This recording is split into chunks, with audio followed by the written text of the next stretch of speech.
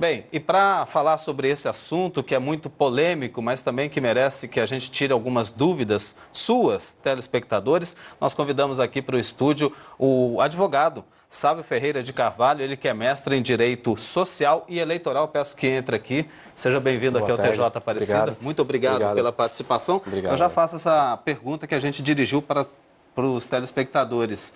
Tem muitas lições que a gente pode tirar desse momento, dessa crise política, né, Sávio? Muitas, assim, tanto reflexões jurídicas quanto sociais, né? A gente percebe aí, é inegável, a falta de governabilidade hoje em dia da presidente é por conta de todos os ocorridos, seja a Operação Lava Jato, seja as denúncias. Nós comentávamos há pouco que são 34 denúncias, pedidos de impedimento da presidente Dilma, né? Que, assim, em 4 meses de governo, segundo mandato, já ultrapassa o total que teve o presidente Lula nos 2 mandatos, juntando os 2 períodos, né? E reflexões sociais, a gente está vendo hoje uma grande cisão da sociedade, né? Ou você é petista ou você é contra-petista, golpista, como estão sendo chamados, né? A gente falava inclusive isso ontem, sabe, dessa polarização, a divisão que existe hoje entre quem é a favor ou quem é contra, e a gente viu isso também nas manifestações de rua que se espalharam por todo o Brasil. Agora, o que esperar desse processo no Senado? É uma nova etapa, né? É uma nova etapa, até... também conversávamos que o STF fez uma feliz, do meu ponto de vista, uma feliz nova leitura do processo de impeachment, até por conta de ser uma lei anterior à Constituição Federal. Então, hoje nós temos um duplo juízo de admissibilidade, né? Na época do Collor, nos ocorridos do Collor, nós tínhamos a admissibilidade apenas da Câmara e o julgamento propriamente só no Senado. Agora nós vamos ter mais um processo de admissibilidade desse processo de impeachment, dessa denúncia de impedimento, e assim, depois, a instrução e o julgamento pelo Senado. Só depois do julgamento, né, Gleice? Isso, a gente vai trazer mais informações para você, a gente vai deixar tudo explicadinho para você entender todo esse processo que é complicado, a gente tem até uma arte aqui para explicar da melhor maneira para você.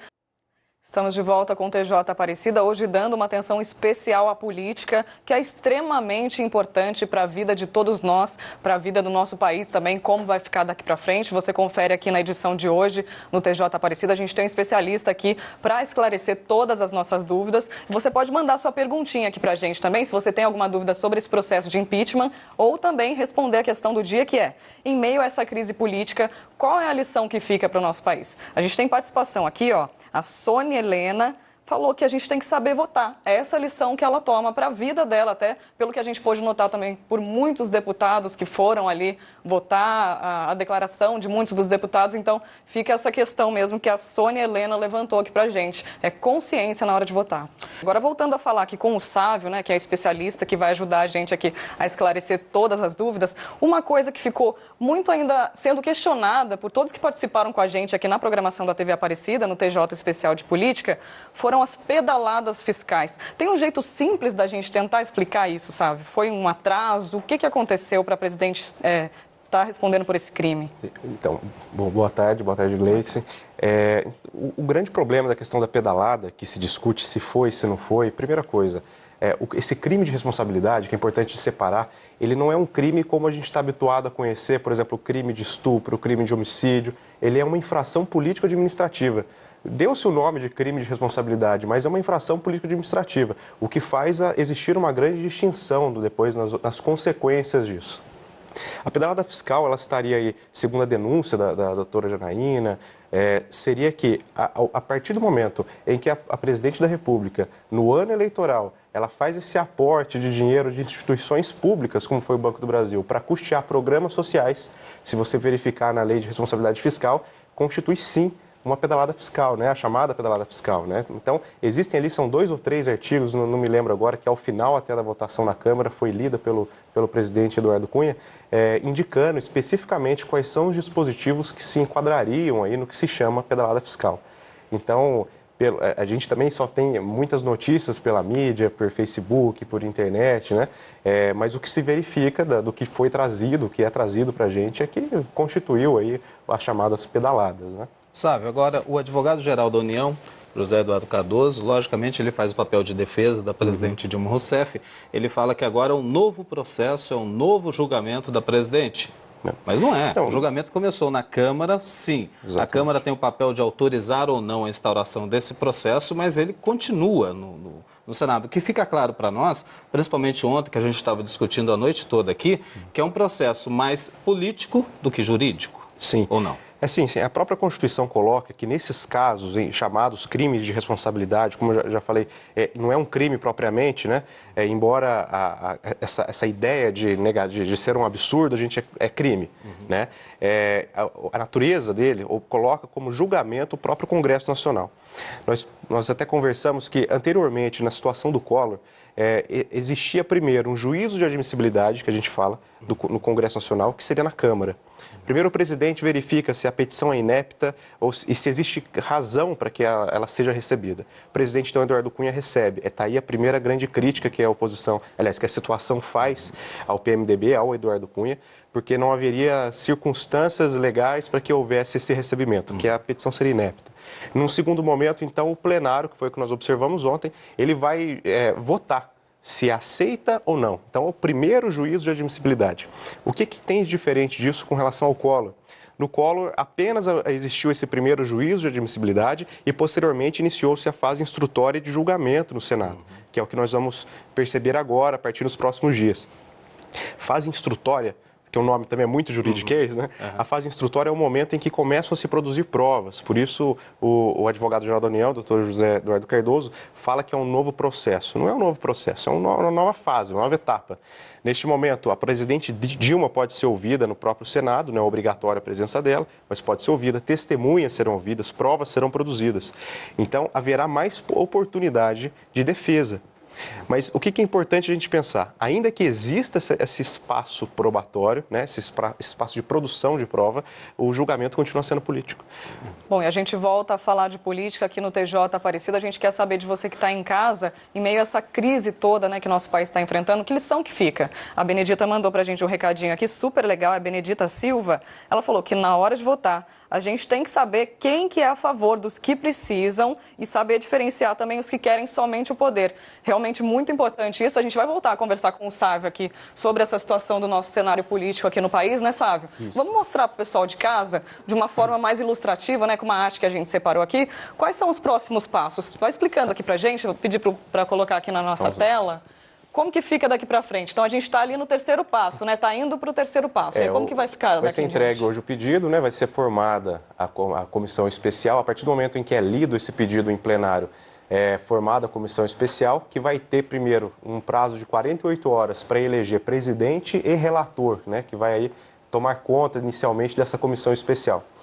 Então, no Senado, a partir do momento em que esse relatório, posteriormente feito, teria aí o prazo de 10 dias para que seja feito esse relatório, a partir do momento que ele é colocado em votação no plenário, se é admitido aí por pelo menos a maioria simples dos senadores, é imediatamente afastada a presidente da República. Então, estão ali no quadro do afastamento, né? Posteriormente a isso, inicia-se, então, a fase instrutória, em que o próprio presidente do STF, Ricardo Lewandowski, vai presidir todos esses atos. Significa dizer que ele vai ser aí, então, o intermediador, né? É ele quem vai verificar se todas as regras formais vão ser cumpridas, regras processuais. É a partir do momento, então, que produzido todas as provas, e ter sido elaborado um novo conhecimento aí, vai para julgamento, que vai ser provavelmente primeira quinzena de maio. Parece que a Secretaria do Senado já tem reservadas algumas datas aí na primeira quinzena de maio. Eu acredito que vai se alongar um pouco mais. E aí teremos, então, o julgamento. Se o julgamento, no caso do julgamento, diferente do que para afastar é necessário maioria simples, né? Quem tiver maior quantidade de votos, na parte do julgamento que vai condenar ou absolver, é necessário aí a maioria qualificada, que é de 2/3 dos senadores, ou seja, 54 senadores pela condenação. Se tiver 53, arquivado o pedido de impeachment. E, na sequência, né, sendo afastada a presidente, aí agora já em definitivo, em razão da condenação, toma posse o vice-presidente da República, Michel Temer. É um processo longo que a gente vai acompanhar, com certeza, como aconteceu na Câmara. Mas eu queria perguntar para você, sabe, aproveitar, que surgiram algumas notícias de que PT e alguns ministros que fazem parte do governo da presidente Dilma Rousseff estariam articulando para que haja novas eleições, que a presidente enviaria uma emenda ao Congresso Nacional, encurtando o seu mandato em 2 anos e convocando eleições gerais para esse ano, junto com as eleições municipais. Isso é possível? A princípio não, né? Você tem aí um princípio da continuidade dos mandatos eletivos, e nós temos já há um bom tempo que os mandatos são de 4 anos. Discute-se muito a questão de reeleição, mas uma emenda constitucional, quando ela entra para votação, assim como uma legislação qualquer que venha a ser julgada, sofrer todo o processo legislativo, ela obedece à Constituição Federal. Até ela se tornar aprovada, até ela ser aprovada e incorporar-se ao texto constitucional, ela obedece a controles de constitucionalidade, né? Então, ela pode ser inconstitucional. E, no caso, a maioria dos que já se manifestaram até, dos eleitoralistas, dos constitucionalistas, entendem pela inconstitucionalidade em razão dessa quebra do princípio da continuidade do mandato eletivo, né? Ainda que ela esteja abrindo mão, vamos dizer assim. Porque se a manobra fosse tão orquestrada, é que ela renuncie, né? Muito mais eficiente, né? Respondendo a nossa pergunta aqui do dia, né, em meio a essa crise, o que fica de lição? A Tina Preato, que é de Termas de Ibirá, no interior de São Paulo, falou aqui pra gente que para ela fica uma grande interrogação. Eu quero saber aqui do Sávio. Sávio, você acha que fica mesmo essa grande interrogação? Ou foi um exemplo de mobilização popular? Ou para você foram discussões, articulações? Ficou isso muito claro, que a votação tem que ser sempre muito consciente? O que fica de lição mesmo para o povo brasileiro, na sua opinião? É uma série de lições, né, em relação à questão social, né, de reflexões que nós temos aí. A primeira delas é a própria percepção das votações ontem dos congressistas. Nós sabíamos que não, aliás, deveria ter sido veiculado que não era necessário fundamentar o voto, se sim ou não. Mas a gente percebeu uma série de congressistas que teriam a oportunidade ali de pelo menos explicar o porquê do sim ou não, aproveitando para saudar cachorro, né, aniversários, enfim. Existia um compromisso que foi quebrado pelos parlamentares naquele momento. Isso é a primeira reflexão, né, para que as pessoas percebam em quem votou. Um congressista que vai e traz assuntos alheios, né, não é adequado, né, a postura dele. Nós temos outros exemplos, nós vimos no início do telejornal, de parlamentares que cuspiram, né, enfim, são uma série de posturas parlamentares que a gente tem que verificar. E é claro, concordando com a telespectadora que disse a questão da grande incógnita que fica porque nós temos uma pauta hoje de Congresso Nacional travada, que enquanto não solucionar isso, nada anda, uma instabilidade econômica, uma instabilidade política propriamente.